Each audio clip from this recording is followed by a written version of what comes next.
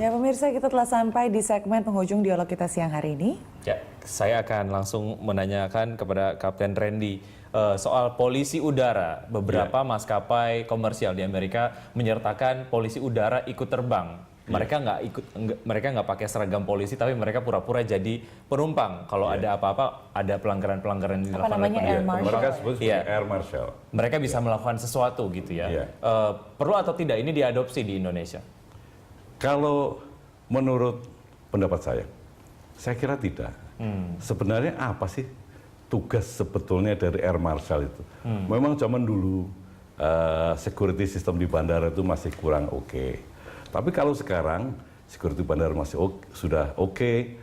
Apa yang terjadi dengan penumpang, kalau toh dia akan memberontak segala macam, itu insya Allah bisa dikendalikan para awak kabin.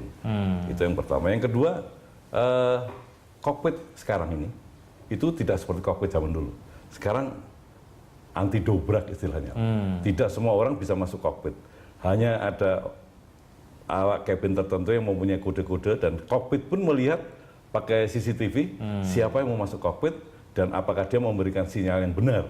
Apabila tidak benar, tidak boleh masuk kokpit. Jadi itu dulu Air Marshal itu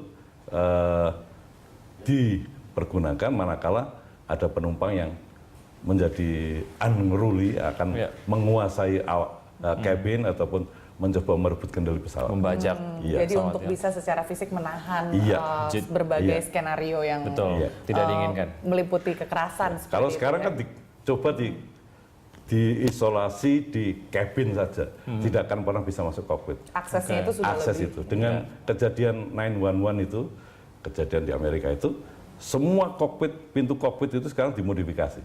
Tidak semua orang bisa masuk ke kokpit tanpa punya akses yang benar dan disetujui oleh kokpit untuk bisa masuk. Ada CCTV-nya. Mas Vincent, kalau melihat juga dari evolusi dan volume penerbangan ya, nggak mungkin juga setiap penerbangan satu hari ada berapa ratus ribu atau puluhan ribu penerbangan di seluruh dunia bisa dimasukin Air Marshal satu-satu seperti itu ya. Terkait itu juga mungkin kita mesti pikirkan soal maskapainya. Maskapai pasti akan memikirkan kalau satu kursi ditempatin, mereka kan kehilangan revenue.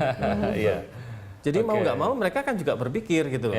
Lebih baik flight attendant-nya diperlengkapi untuk apa istilahnya mengendalikan orang-orang seperti itu. Maaf kata, memang mungkin tidak sopan atau apa, tetapi dalam hal-hal ini saya rasa sudah terwakili oleh awak pesawat untuk mengendalikan. Tadi yang kita sudah bahas dalam 4 segmen dialog ini ada masalah handphone, terus seat belt yang suka dicopot, lalu berdiri atau keluar dari kursi dan mengambil bagasi sebelum benar-benar landing.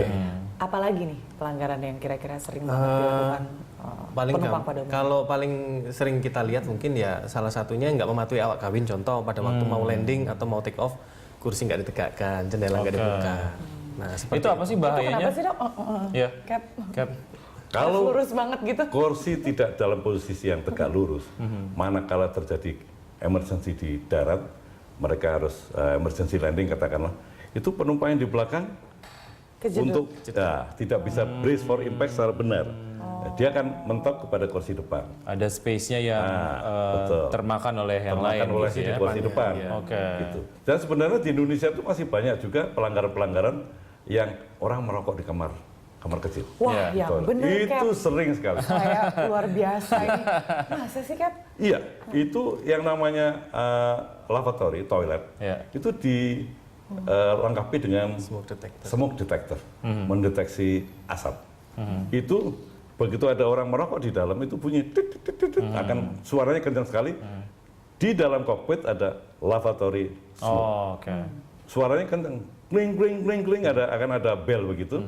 Dan berbahayanya manakala orang mendengar smoke detector bunyi, yang lagi merokok dia membuang puntungnya ini ke dalam kotak pembuangan sampah. Isinya kan tisu semua. Makin kebakar. Makin terbakar. Itu. Makanya harus ada suatu tindakan yang cukup drastis, cukup keras kepada para perokok yang merokok di dalam toilet. Pernahkah itu terjadi dalam penerbangan Kapten Randy? Sering sekali. Kapten, saya bahkan tidak bisa membayangkan puluhan tahun yang lalu yang namanya penumpang itu bisa ngerokok dengan bebas di kabin. Apalagi zaman sekarang, walaupun dengan evolusi teknologi Airbus dan Boeing ya. Itu luar biasa, saya nggak masuk di akal aja kayaknya gitu, ngebayangin ada orang bisa Ya, ngerokok. karena di dalam toilet itu tempatnya sempit, ada detektor asap, dan kalau dia membuang sembarangan puntung rokok ini di toilet pesawat kan toilet bersih, semuanya memakai tisu. Ya. Nah, tisu itu kalau rokoknya dibuang di situ, cukup sensitif dan mudah terbakar. ya mudah terbakar. Terbakar di dalam pesawat, kebakaran di dalam pesawat, di dalam kabin itu sesuatu yang sangat-sangat berbahaya. Betul. Itu kan box di atas Iya. langit ya. Kalau kebakar dalamnya wah. Ya, Mas Vincent, ini kita sudah ada di akhir segmen 4 dan di Landstalk kali ini. Apa yang Anda ingin sampaikan kepada pemirsa terkait dengan hal-hal yang memang harus dilakukan supaya memang penerbangannya